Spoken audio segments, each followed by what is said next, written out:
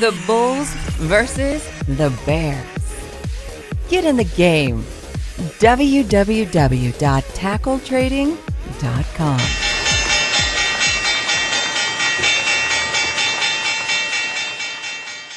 It's good to see a full crowd out there, by the way. Thank you for joining us each and every week. It's always great to have the team get together and to talk strategy. And there's a lot that I want to talk about in the market. You know, we got an hour today. Let's have some fun. First of all, let's be productive with our time. And if you do have questions for the coaches, put them in the question section down here inside your GoToWebinar screen, and we'll make sure we spend about 10 or 15 minutes at the end of the session for that. You know what, Tim? I think we should do one thing as well. If you also have questions for the coaches, a strategy or whatnot, guys, go hit us up on Twitter. I want to get everybody using Twitter. Go hit us up on Twitter. I'll monitor the Twitter file. Hashtag tackle trading. Ask your question, and we'll answer it at the end of the segment. So, and those of you who don't know Twitter, which some of you guys probably do really well, and others may have never used Twitter, you can Twitter from a web page. You can go to twitter.com, or you can Twitter from an app on your phone. There's all kinds of different ways to Twitter. So, like for example, I can come over here to Twitter and I can say, Coaches Show with the team at Tackle Trading, and it will find Tackle Trading, and then I hashtag Tackle Trading and then send it out. Now what that does is it alerts Tackle Trading and anybody who's searching for Tackle Trading that that's what we're talking about. We're new to social. I know I personally am new to social media in terms of Twitter and Google Plus and Facebook over the last couple of years. But I got to tell you, the thing I used to complain about, I actually really love. It's a great way to stay in contact with people. Honestly, Tim, I think everybody at Tackle Train should be using Twitter. It's a great way to stay in touch with the coaches. We all send out tweets about things we're doing, things we're focusing on, trades we're making. But it's a great way to do your daily routine. I mean, I'll tell you right now, guys, there's sometimes in the morning I just get on my Twitter to see, okay, market's doing this. This is the news. This is what Apple is. It truly is a fantastic way, guys. And you can basically just make sure to only follow the people you want to follow, so you only get the news files that you want to see. But once again, guys, embrace technology. Let's get this show on the road, T. Sweet. Yeah, Twitter, Google Plus, Facebook, the whole thing. First item of business, market conditions. What we're going to do is we're going to fast fire around the room. We're going to talk with Noah, Matt, then myself. We're all going to give our opinions. Noah, direct me around. Tell me what charts you want to see. Let's talk about this market. Let's grab the SPX and look at that. Always a good place to start. And in looking at the technical conditions, just from my perspective as a technician, this is a bearish retracement as far as the technicals go. There's a known pattern for this. When you get a break of support, which was that nice big fat support zone you drew down at 1900. A failure of support is basically what changes this to a bearish retracement rather than just a bullish retracement. It's deep enough, and if you look at this, it's got some good momentum up, but it's not going to get out past 2000 on this run. If it did, I'd be surprised. Not that it can't. It did that back in February last year. You see where it broke a support zone and then rallied straight on out. That's not as likely as it finding resistance and then dropping again. And then usually it takes two hits to find a bottom. So that's my take. Matt, we read in our books that when something breaks support, it's supposed to come back and touch the old support and develop new resistance and drop down. Why doesn't everything work out like it does in a textbook? Well, because textbook patterns, textbook patterns occur most frequently in textbooks. So. Well, I mean, honestly, it does, guys. It doesn't behave exactly what it says. I mean, that's not real life. I mean, real life doesn't perform the same way we anticipate. You got to be able to adapt and adjust to it. So, when Noah's talking about that bearish retracement and whatnot, I mean, that's, to me, whether it comes into a prior pivot or whether it comes into a moving average, this is absolutely a retracement in the market. And you know, it's interesting because you see so many headlines out there about, oh, the market's overextended to the downside, oh, it's time, you know, we can get in a really good buy price. And it's like, well, those headlines are generated by Wall Street to drum up enough liquidity for them to get out of positions. Yeah, you think And they have so an when I'm looking agenda? at this, exactly. When I'm looking at the marketplace right now, you know, and with all pun intended, guys, I'm not buying this 3-day rally in the marketplace. That is in everything we've ever taught at the website and everything we've ever taught in our professional careers. That is nothing but a bearish retracement. And until the evidence, not the headline, until the evidence tells me otherwise, I'm going to continue to be a slight bear in the marketplace, as I indicated in my videos over at Tackle Trading at the website. Tim, I got a little something to add to that, technically speaking. If you could go back to the chart on the spider, let's look at the spider, like you had up right there, and drop back to a daily time frame and add volume to your chart. One of the first clues, I like the way Matt stated that evidence is, you know, trade what you see, not what you believe, or not what you're told. You see the volume on this rally dropping, and it's rising up now. If you could draw a Fibonacci retracement from the top to the recent low, and when you get the breakdown pattern, you drew the pattern, and you talked about the support resistance, you know, behaving like that. In back testing, you know, where we come up with our pattern, statistically speaking, the retracement lands in a ballpark between the 38.2% and the 61.8%. So that's where, when you get this particular pattern, the vast majority of the data will appear in between the 38.2 and the 61.8.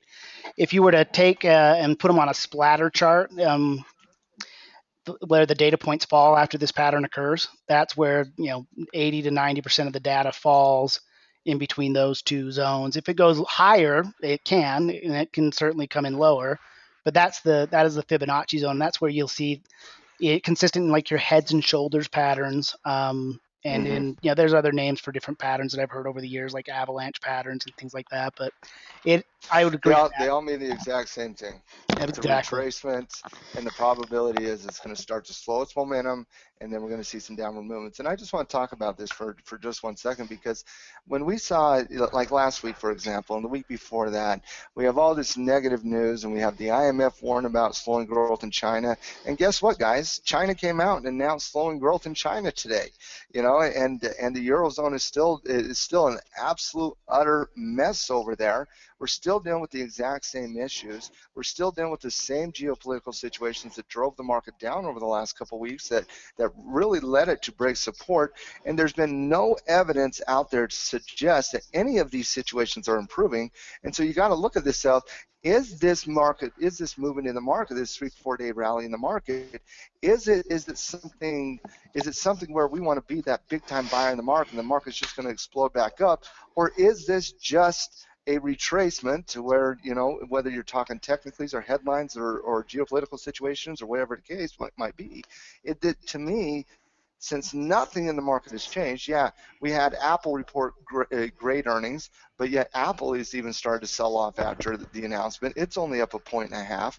You had IBM report earnings, which absolutely got trashed. I mean, IBM typically gaps 7 points. It gapped 13 points. You had CMG. Thank God I can start to rip on CMG again. You got CMG report earnings get smacked in the face again. I mean, so earnings is not that great so far. The same situations apply out there in the marketplace. And so I want to make sure that the people out there that, you know, we have a responsibility to, our subscribers over there at Tackle Trading, they understand that not to get faked out by this movement, guys. We see upward movements in price all the time in the marketplace. That's what a trend is. In uptrends and downtrends, we get upwards and downward movements. This is simply an upward movement in a bearish downtrend, short-term bearish downtrend, and I fully anticipate, I have been wrong in the past, I fully anticipate to see some slowing momentum this week on that upwards movements with the downward movement in price coming later on this weekend into next week. Yep. In fact, the trading video I did with the contingency orders is a really perfect example of why we do contingency orders, because the patterns have probabilities, and I put in the IWM, pop in the IWM, Tim, and IWM's right at 50% on its right, retracement. and I put in the order to trigger if it went below the candlestick low, and it did not. Therefore, the trade has not been entered. But I agree with Matt's assessment that you'll see slowing momentum in a signal. And well, honestly, no, I think you're going to get a better signal on IWM tomorrow. Well, and you get a better fill. That's the other point. You'll get a better, because if you can adjust the trade, I put the trade trigger down below 107, and it didn't get filled. Now that it's rising up into the next support resistance zone, there is slowing momentum. That candlestick that's popped up today, if you were to drop it into a 60 or 30-minute time frame, you'll see the slowing momentum before you pattern. even drop it, before you even drop it, look at this. Look at the resistance line you're at right now. You're right at that 110, 111 level, which is a prior pivot there, or prior support pivot. But on the Fibonacci, Tim, if you want to draw that Fibonacci in this current movement here, draw that line you just drew. You're gonna see that you're right at the 50% level there as well. And so on IWM here, which everybody knows I've been short IWM forever, I'm about ready to reload. I'm about ready to increase my contract size instead of decrease it. Well, you could also see the slowing momentum just in the size of the candlestick. The size of the candlestick is smaller. And you can, as you change, the reason you change time frames is not to be because you want to be a day trader per se. I would still consider this a swing trade, but it's to get a better entry. And if you change it into a 30-minute time frame, what I would be looking for on the smaller time frame would be a reversal pattern, like a M for murder, a head and shoulders. And there you can see your slowing momentum. It's still running up at this point in time, but it's the close is going to be very important. Yes. You know, and obviously we're going to have the opportunity to talk about the close here on the Coaches Show today, but it's going to be very important for kind of what I'm going to do tomorrow. You know, am I going to reload coming into tomorrow? Am I not? And the one last thing I want to say about the movement up here is if many of the people that are new to tackle trading are new to the market in general, and if you've never seen a market turnaround like we did in 2011 or like we did in 2008, you got to realize these are normal movements. You're going to have wicked whipsaws. You're going to have these news cycles. You're going to have randomness. You're going to have all these headlines. And so sometimes it's a little difficult to really navigate those choppy waters, but that's one of the reasons why we're posting so many videos recently. That's one of the reasons why even last week I posted the buying insurance video on portfolios. And interesting enough, Tim, I got a call from one of our students over there, and they basically said, "Hey Matt, I bought insurance," or it wasn't a call, it was a post on the website. "Hey Matt, I bought insurance last week and I was so happy I did, but now this week I'm down." And it's just like, okay, well, let's focus on what we're trying to insure. We're insuring the entire portfolio, not against one movement in the market like this week. We're insuring against the macro risk in those retirement accounts. And so when you're looking at that, you got to treat that like insurance, like on a car. You got to treat that like insurance on a boat or on a house or whatnot. It's not short term. You got to look long term, and you don't even care about whether or not you lose money on the insurance because you're insuring the entire portfolio, and it's something that everybody should be looking to do right now until we see a more standardized direction in the market. I love it. You guys are listening to the Coaches Show here at TackleTrading.com. We've got Coach Matt, Coach Noah, and myself, Coach Tim, and I want to thank every one of you for being here and participating. Our numbers are growing every week, guys. Look at this, 12 of our team members out there here live with us today. Now, I want to get your take on a couple of other things, and loving the energy. By the way, I got to just point out something. Listening to the energy in both of your voices, Matt and Noah, this is market volatility, baby. I mean, this is what we were looking for. Yeah, market's finally moving. I mean, forever it was a paper cut after day after day after day. Now we're moving. Yeah. Now, what is the significance? Let's start with Noah, of a trend line violation. Well, I'm going to first of all attribute my energy level to the pumpkin spice latte. But no, the violation of the trend line to me is a key That makes signal. me so sad, Noah. I know it's so. It's I'm Just embarrassed. throw it I'm out there. embarrassed for myself. So You don't are worry not about allowed in Emory County, Utah. it. I like it because they don't have a Starbucks there, sucker.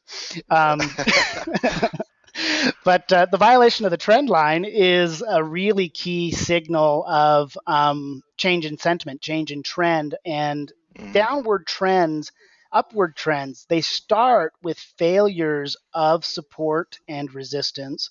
They start on small time frames. The sentiment and the trading movements, the swings start down there with the day traders, and they'll grow and extend from there. But you can see where it got down to the trend line and it thought about going up, and when it breaks, you'll notice the sheer speed of the drop, just how fast it drops. And if you were to put on like the spider or something where you could show volume, you'll see volume kicks in really, really big as that decision point. See how much the volume spikes compared to the average down there?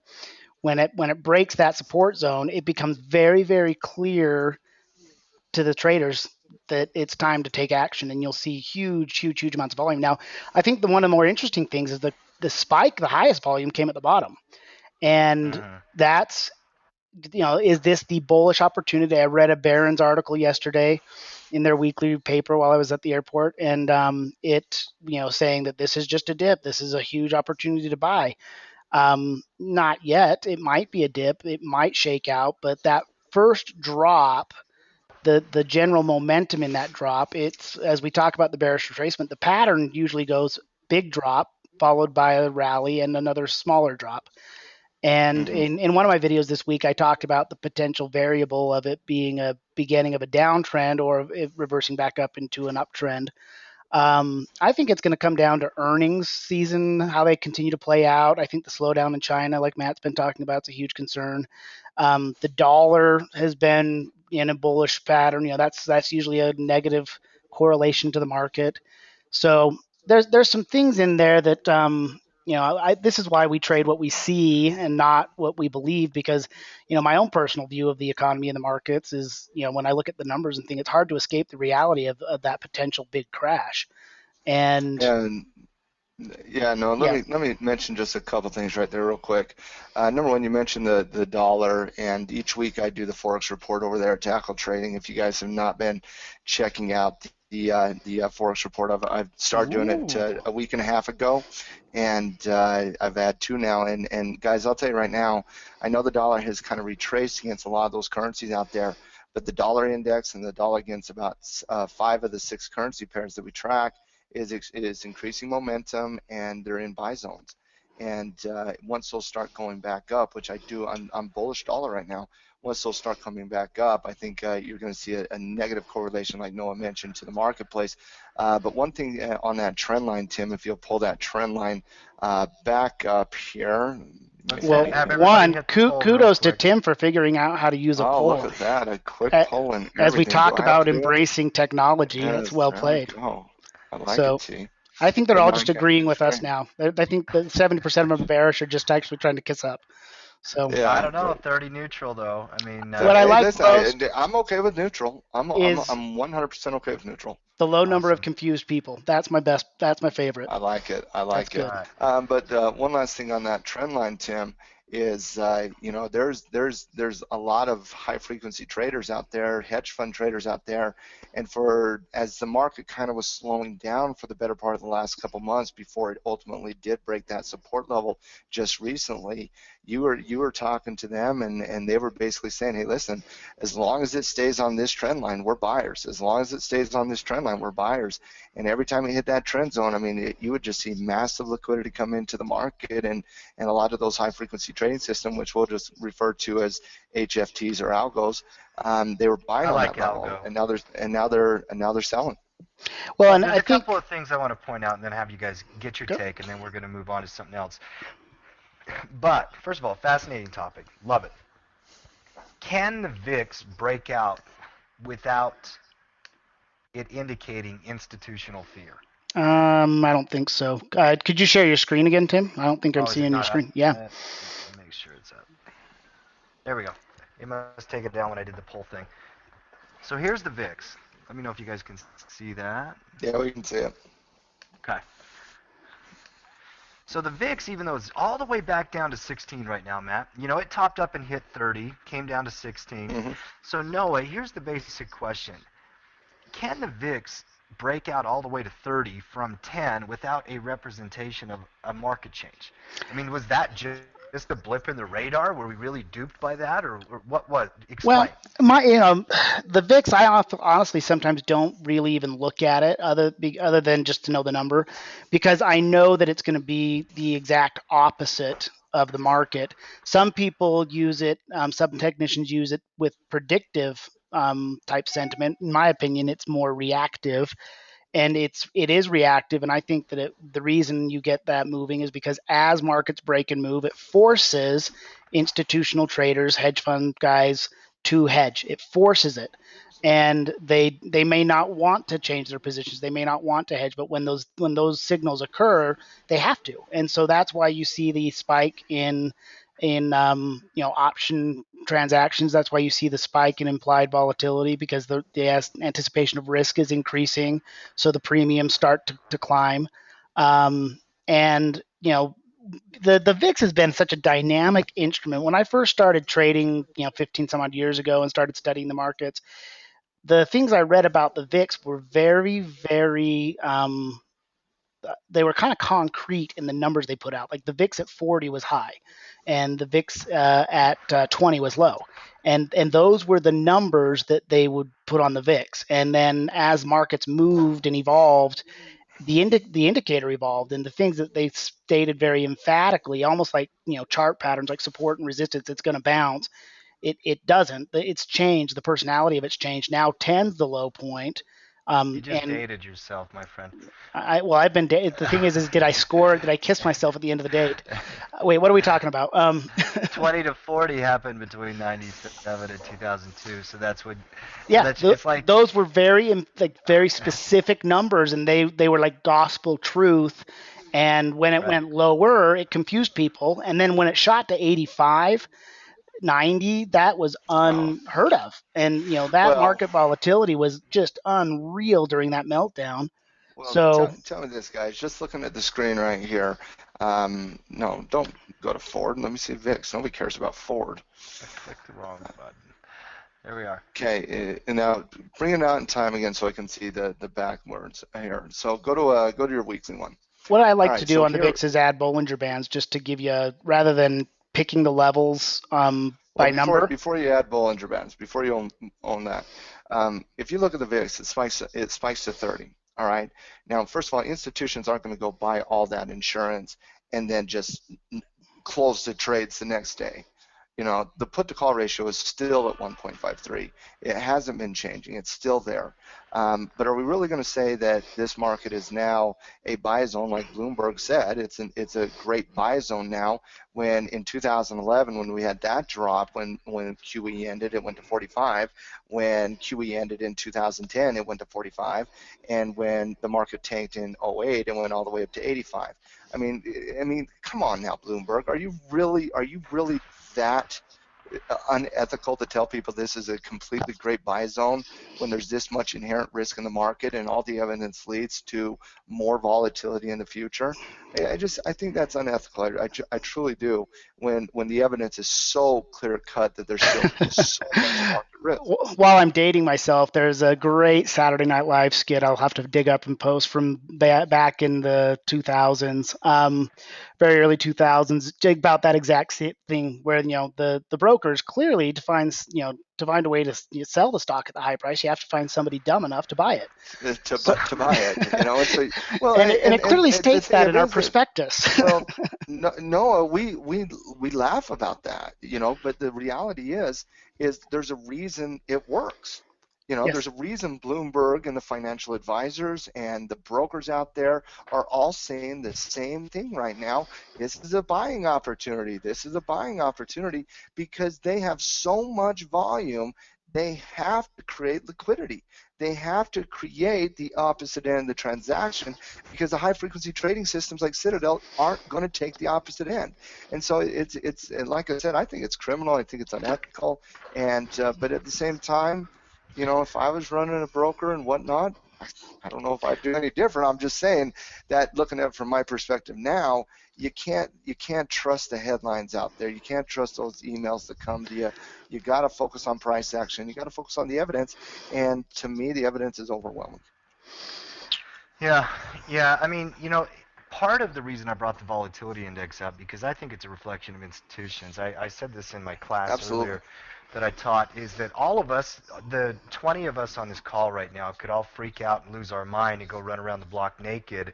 We're not going to pop the VIX up 1%. I The did that only in way that college. sure, I know you. I believe me now. I know exactly who you did it with. But the volatility index is only going to 30 or 35 if banks and the wealthy actually freak out, and if they buy insurance and they change their portfolio Hmm. outlook. Part of that is something I've got on the screen right here, and I want to get you guys' take on this. Why would there be a push into consumer staples, healthcare, utilities, and financials over the last 3 months, and a draw away from everything else? Well, I mean, you're going down to sector rotation models. But institutions have a very well-known playbook. It's out there. We know what they do. When the market's at a low and it starts going bullish and it stays bullish, they get aggressive. They get aggressive in energy. They get aggressive in consumer discretionary. They get aggressive in energy and industrial type stocks that perform better when the market is booming than when it is not. When the market starts to rotate, they start to pull away from those types of items. And the reality and the reason for this is because the heart of consumer spending. When we're talking about the American economy, we're talking about a $16.2 trillion economy, of which 70% of that economy is based on you and I and every mom and pa out there and all of us on the coaches show here going out there and spending money. Well, when the markets are bullish and when the economy is doing decent and when we see the headlines of, oh, unemployment's only 5.9% now, go spend all your money, we do that. We're socialized to do that. And so we go out, we go buy the new iPad because we need it, even though sales of iPads were quite the disappointment in Apple's earnings report. But we do that. But when the markets get a little skittish and we get a little scared, we pull back the reins of spending, but we still spend on, putting food on the table, which is consumer staples. We still spend on the utility bill. We still pay our mortgage unless it's 2008.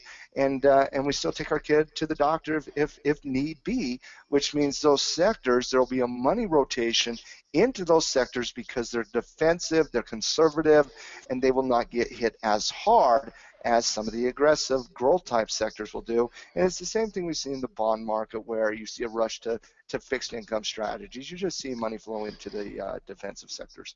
So Yeah, let's wrap this whole thing up and have Noah kind of give me one take on this, Noah. So let's think about this.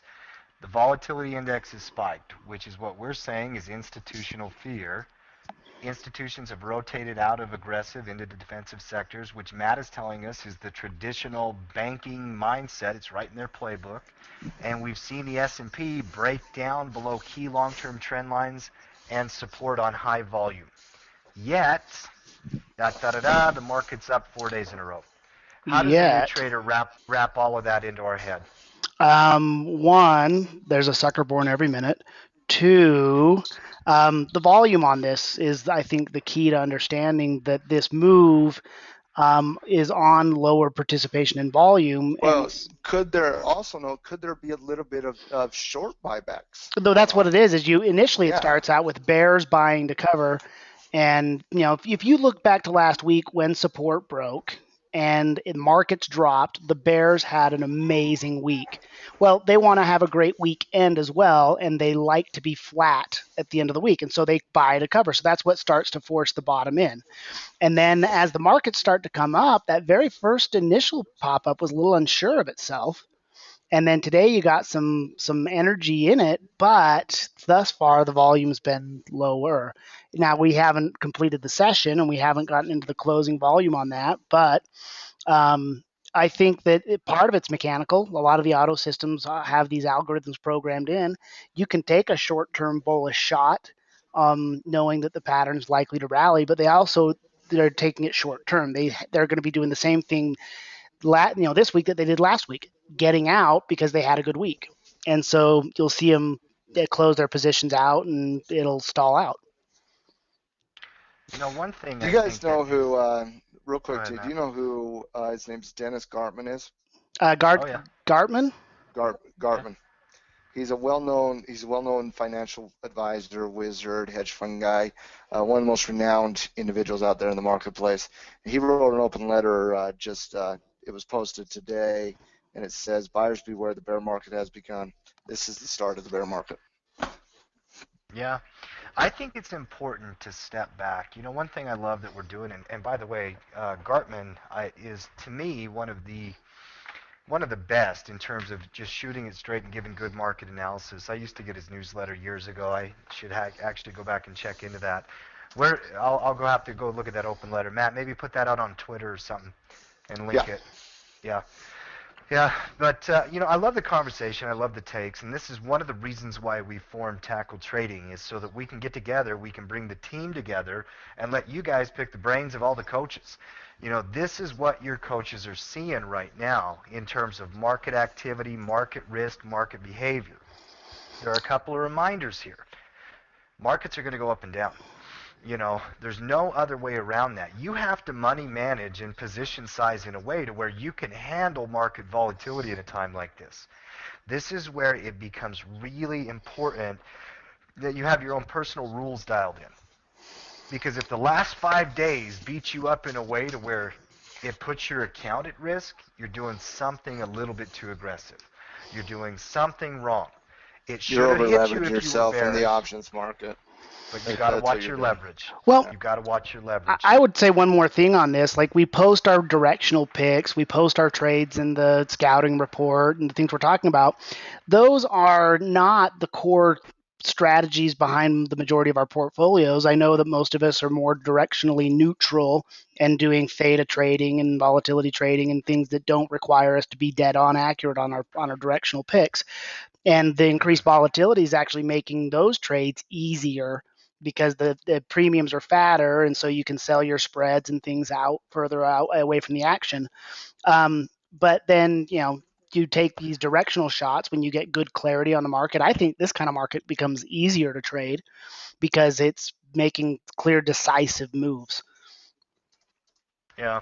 Now, moving on, new topic. Kind of want to stay on schedule here today. People probably taking their lunch break while you're here. Appreciate you guys spending your time with us here at Market Close. We'll go back in and check the market before we end. Cal, I do see your question. I'm going to save that for the Q&A section, the last 10 or 15 minutes, okay? I want to talk a little bit about the newsletter that came out this last week. Matt, you put this out on Sunday. Tell us That's about it. right. Where was your mindset at? Oh, what I even write about? Earnings. No, I'm totally kidding. No, I talked about kind of the things that I look at in terms of driving the market behavior. Kind of what I talked about earlier here in the coaches show, just in terms of how do we get through all of the news out there? How do we get through all of these different things that we're all focusing on? And the things that I look at in terms of driving the market's behavior is, number one, where the market is in relationship to support and resistance. Is the market in a downtrend? Is it in an uptrend? What is my bias to the market so I can match my portfolio delta? Noah just mentioned that, to my personal bias in the market. That's number one. If the market's at resistance in a downtrend, I'm looking to be aggressive on delta-based strategies, making money on it's coming down. If it's at support in a downtrend, I'm looking to offset my delta and maybe go more neutral in that capacity. But that's the first and foremost thing. And I talked about portfolio sizing, delta base, and all that in the newsletter. The second thing I talked about in terms of what drives the market is economic reports. Economic reports have such a tremendous impact to the marketplace on a daily basis. If you look at the majority of the movement on a daily basis, the majority of the movement on a daily basis is based on when economic reports come out. They get priced into the market fairly quickly because of the algos out there and whatnot. But then the market typically will kind of trend in that same direction.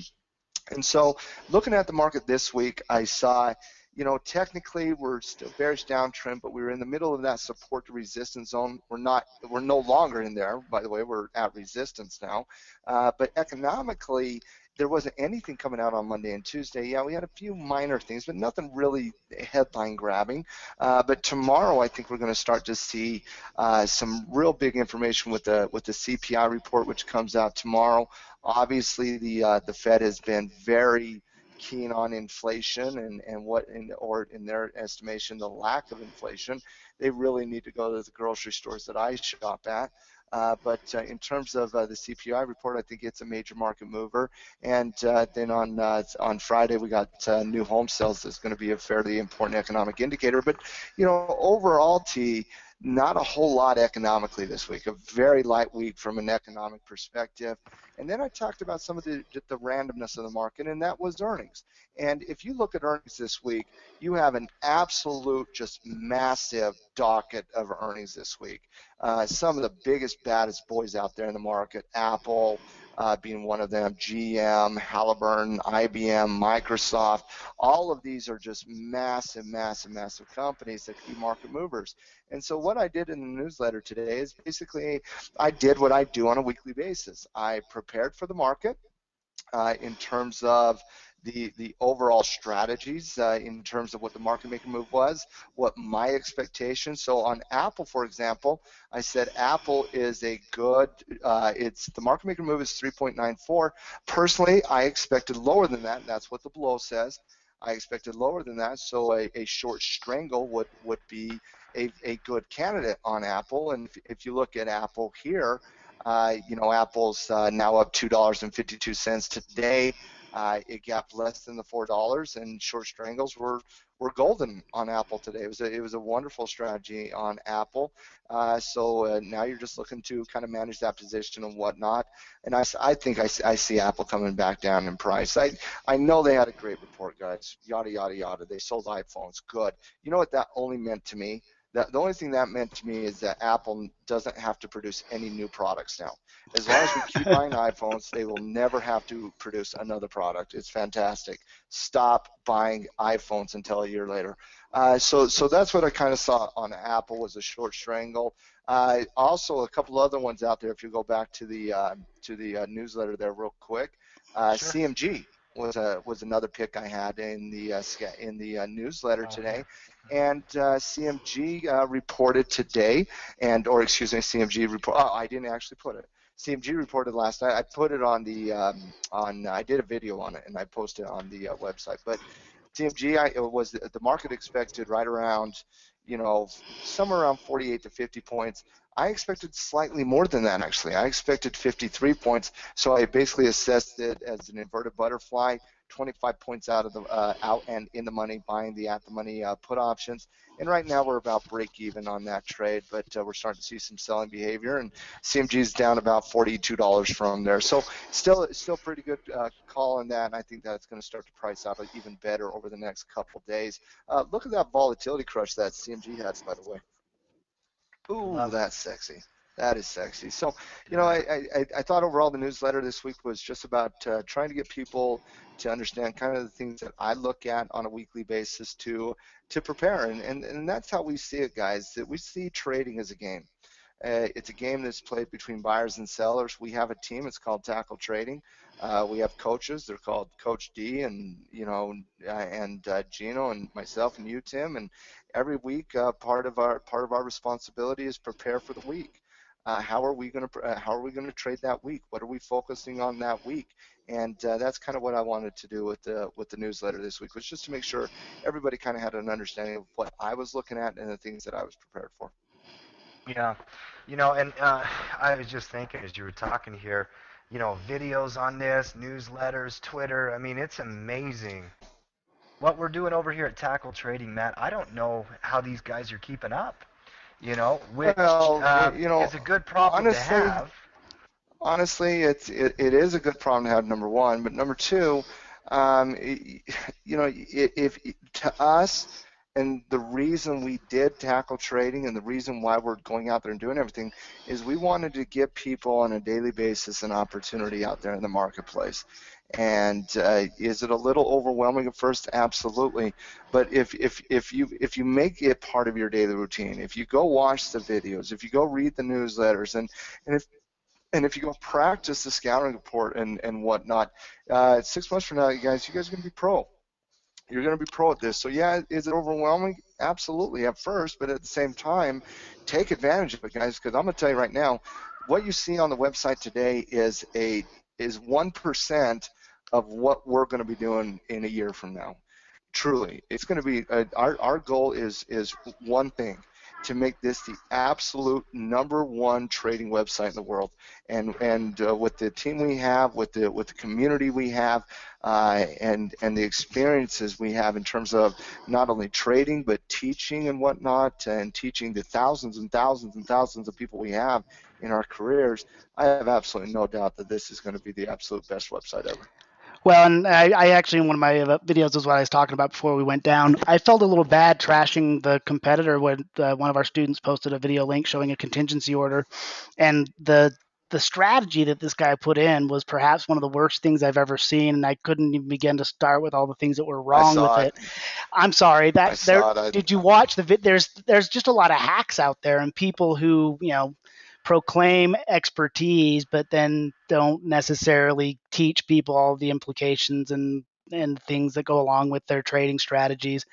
We focus on the more sustainable models. We've been in collectively, what do we figure out? Our experience over 60 years of collective market experience, and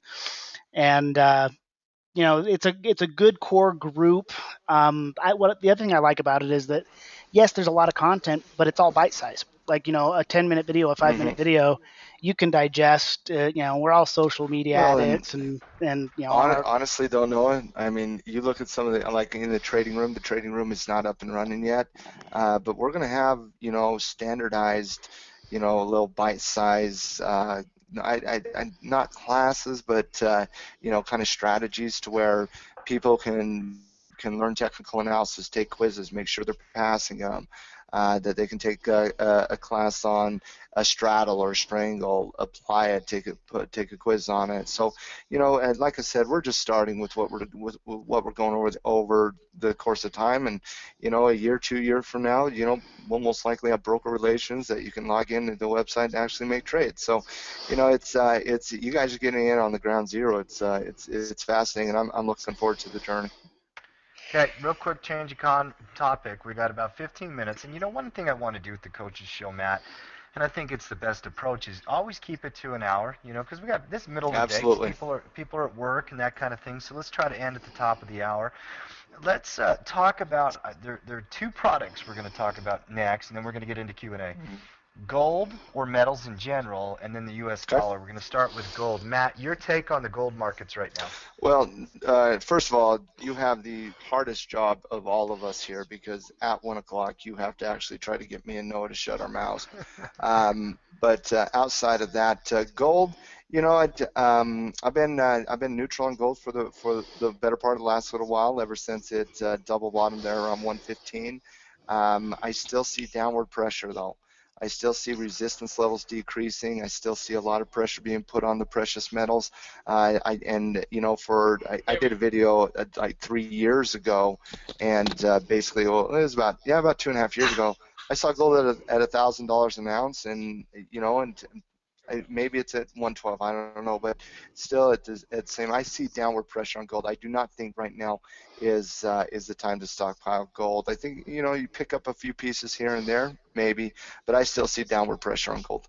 What I should do is like that thing on Around the Horn with Tony Reali, and put like a timer. You got to get points, man. You got to get points, though. Well, we get the points, but also put a timer, a little clock on it, and everything. And then I think that's a fantastic idea. I love it. I love it. Matt, don't restrict me. That wins every week. Don't you try to oppress me. My take on it is, one, I'm working on a relationship right now where we're going to have the ability to offer people a brokerage platform to go through to actually obtain physical silver and gold. I think you trade the paper, the paper assets to generate the cash and income to procure physical. And that physical is your hedge against economic pressures. It's a hedge against currencies. And I love that, Noah. I think that's fantastic. And as long as you're trading the paper, stockpile as much precious as you can. I agree 100%. Great point. Yep. So, gold and silver, I think that we're forming a descending type triangle. Silver already did break down. Gold, I think, is next, especially as the dollar presses higher. There will be, buying opportunities. And at the end of the day, this is one of the few places I think cost averaging makes sense.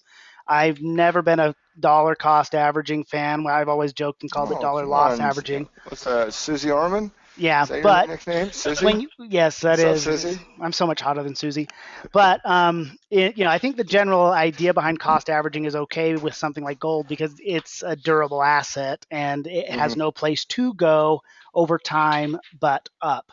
I used to actually have a rule: thou shalt not sell short precious metals, but I changed my mind on that because of the way they manipulate it.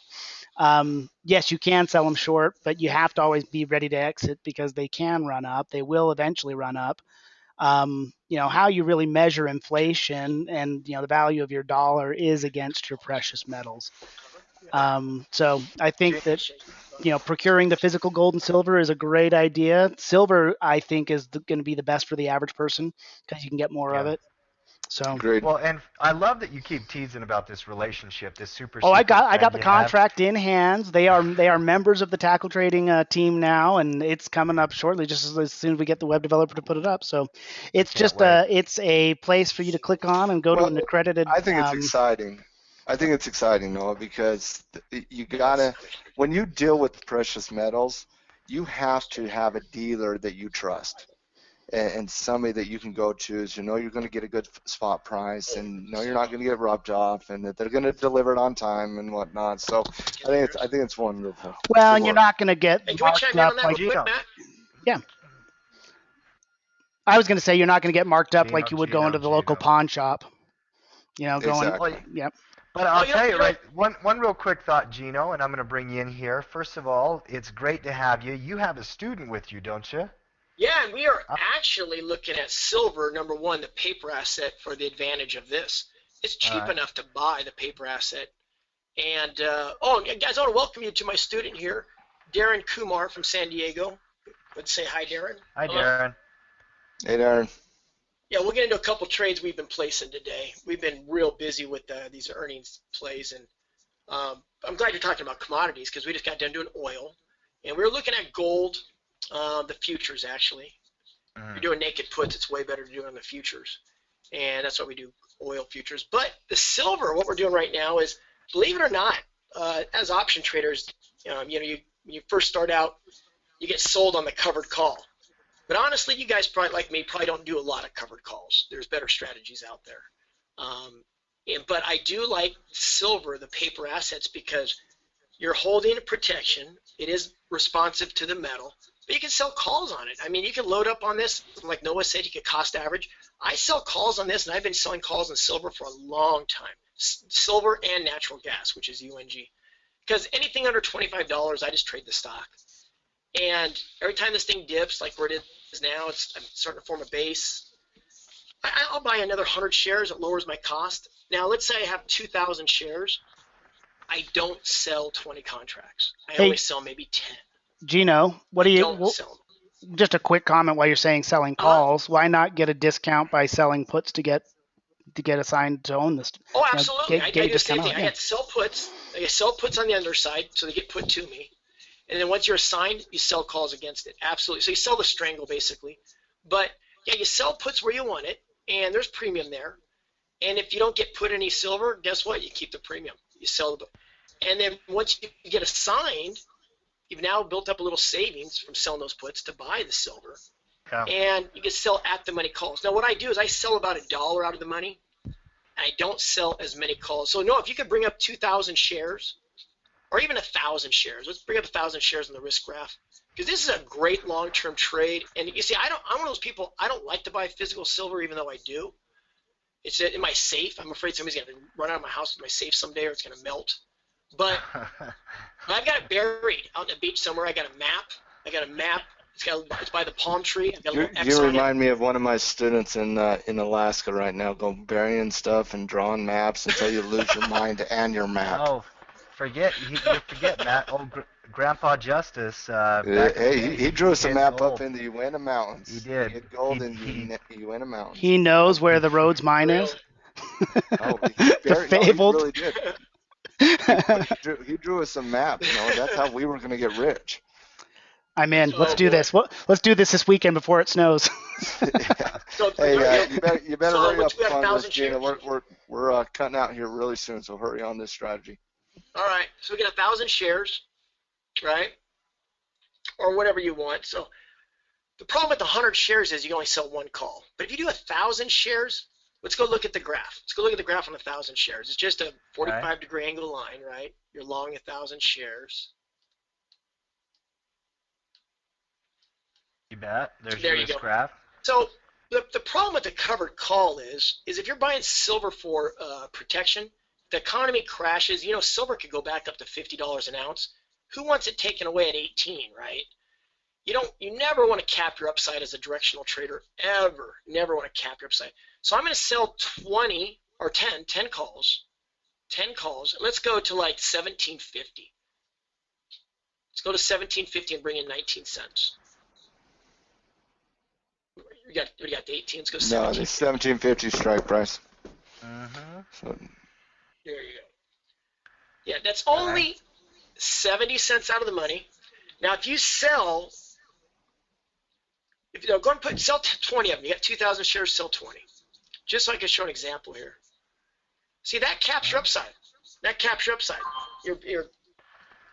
Oh, we're getting filled. Yay. Okay, so we get that caps your upside. So that doesn't not only gives you protection for 70 cents. If there's an economic meltdown or the dollar crashes or whatever like we did last time, this isn't good insurance. So what I do is I only sell maybe 10, and watch what happens when you sell 10.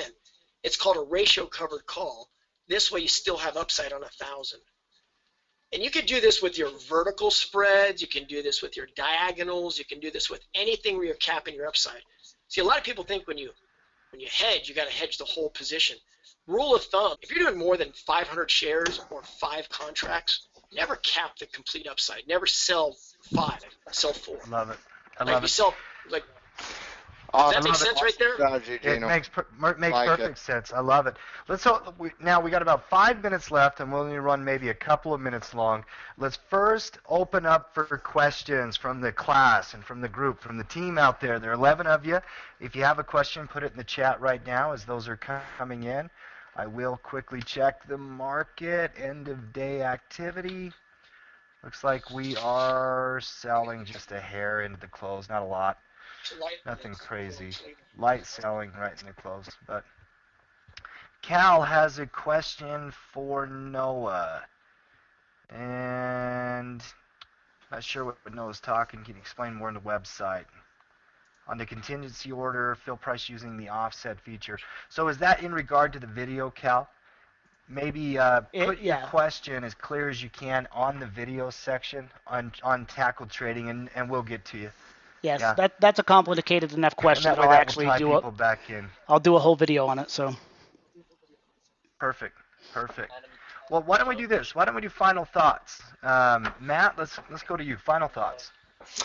Final thoughts are this: start using Twitter more, everybody. It's fantastic. Twitter. And your Twitter handle? At MattJustice13. And mine is at TimJusticeUtah. And by the way, if you can't write down all that quick enough, it's right at Tackle Trading. Right on the front page, you'll see Noah and myself and everybody's Twitter, so you can get in there and take a look at it. Noah, your final thought. Go ahead, Noah. it's lunchtime. I'm hungry. Lunch, hungry. Yeah. Yes. Gino, your final thought. Yeah, Darren was sitting here and myself, we spent about 2 hours the last couple of days looking at oil futures. And I had a question for you guys, and I actually want to see the audience answer first. Because this is, to some people, a no-brainer. Some people, it's ridiculous. So now we got 11 people here. I want to see where you guys are. Before the coaches answer, I want to see the audience's answer. Would you make a trade where you make $7 in 30 days with 99.5% probability of winning? That's $7 in 30 days after commissions, and the amount of money it ties up in your account is $44. Would you make that trade? That's to the audience. Is that worth it? And can the audience answer? They're answering in the questions. Cal, yes. Tom, yes. Ramis, yes. Uramas, I'm going to have to get that name right, Matt. Ollie, yes. Greg, yes. Buford T. Justice. Bo, I'm loving the name. Yes. Melanie, yes. Thank you, Bo. Yes. Everybody is saying yes. Gino, they like the odds there. Great, because that's 15% return on your money with 99.5% odds. You guys realize this is what the banks are doing with your money. This is what the hedge fund managers are doing. This is the trades they don't want you to know about. And I'm posting them on Twitter. I posted them on our site. This one, all we did is we sold the 58 puts on crude light today. That's it. We only made $10 after commission 7, but it only ties up $44. And with odds like that, why would you study your heart out or work your butt off trying to get, I don't know, real estate or 9 to 5 or anything like that? It accumulates, it compounds. You just have to have patience. Hey, there's the bell. Ding, ding, ding. So just so you know, you guys, keep up with Twitter. I'll be posting those. I'll post them on the site. Take advantage of those trades. Don't pass up the easy ones. That's a phenomenal return, you guys. And appreciate everybody's attendance and participation. I'm going to close this out. Since I am the host, I will have a final thought as well, and it's this. Having positive energy and attitude about being an entrepreneur is contagious. And whether it's a real estate professional, a banking professional, somebody starting a website, a trader, private lender, it doesn't matter what it is. Surround yourself with people who want to succeed, and surround yourself with people who want to learn. It's one of the reasons why we created Tackle Trading, and one of the reasons why I'm so excited to have you guys, some of you guys, as our founding charter members. And we'll always take care of you, because of that. We appreciate you showing up here today at our coaches show. Noah, Matt, Gino, thank you guys very much. Guys, we'll get this uploaded to the website, and keep an eye out for videos, podcasts, and go check out that scouting report if you haven't opened it yet. Thanks, everybody. Have a good week.